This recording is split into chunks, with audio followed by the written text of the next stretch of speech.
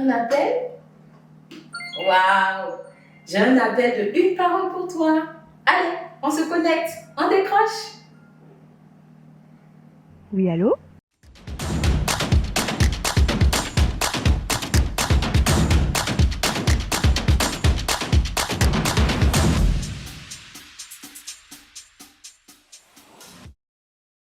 Alors, la dernière fois, nous étions en train d'aborder cette nouvelle saison de l'année 2025 avec la notion de rêve. Et oui, nous avons compris que Dieu exauce les rêves.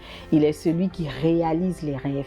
Et si seulement nous pouvons rêver, alors nous pouvons expérimenter la gloire de Dieu dans notre vie. Alors aujourd'hui, j'aimerais qu'on puisse méditer sur une raison importante pour laquelle nous devons rêver, nous devons aspirer à avoir des rêves, de grands rêves et de plus en plus de rêves. Revenons dans le livre de commencement. Il s'agit de l'histoire d'un jeune homme de 17 ans qui s'appelait Joseph. Joseph a fait un rêve dans lequel il s'est vu à une place où ses frères et même ses parents étaient prosternés devant lui. Il a fait ce rêve plusieurs fois.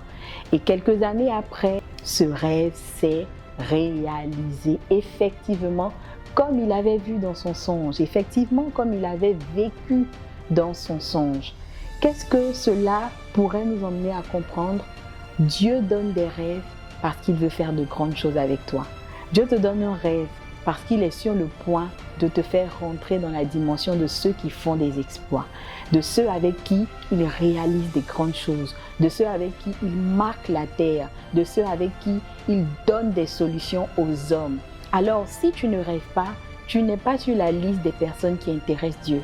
Si tu ne rêves pas, tu n'es pas sur la liste des personnes qui attirent Dieu. Parce que Dieu se sent attiré et Dieu se sent intéressé par ceux qui sont prêts à ce qu'il les utilise pour faire de grandes choses.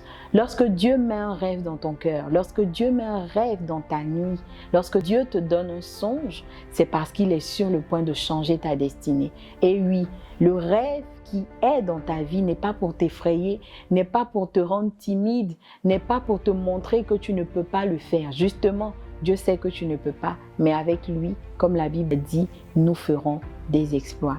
Quelqu'un devait aujourd'hui reconsidérer sa position.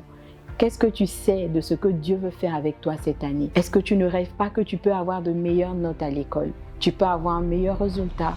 Est-ce que tu ne rêves pas que Dieu est sur le point de te faire vivre une plus grande dimension dans ton intimité avec lui?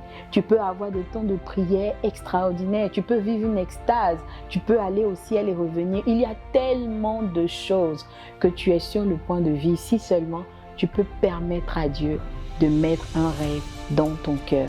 Et je veux préciser que le rêve est différent de la convoitise. Alors ne pense pas que tu vas conduire la dernière Range Rover juste parce que tu as vu quelqu'un le faire. Pour que ton rêve puisse s'accomplir, il faut que ce soit un rêve que Dieu lui-même a planté dans ton cœur.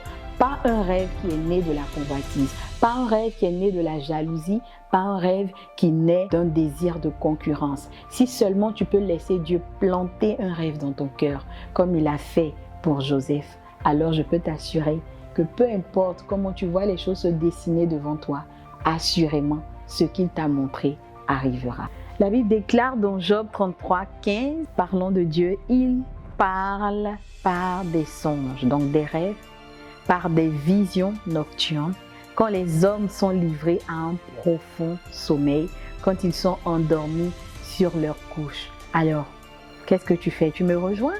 En tout cas, moi, j'ai décidé de laisser Dieu planter un rêve dans ma vie. Je suis déjà positionnée, donc je t'invite à me rejoindre. Très bientôt, je serai en train de vivre ce que je vais voir tout à l'heure.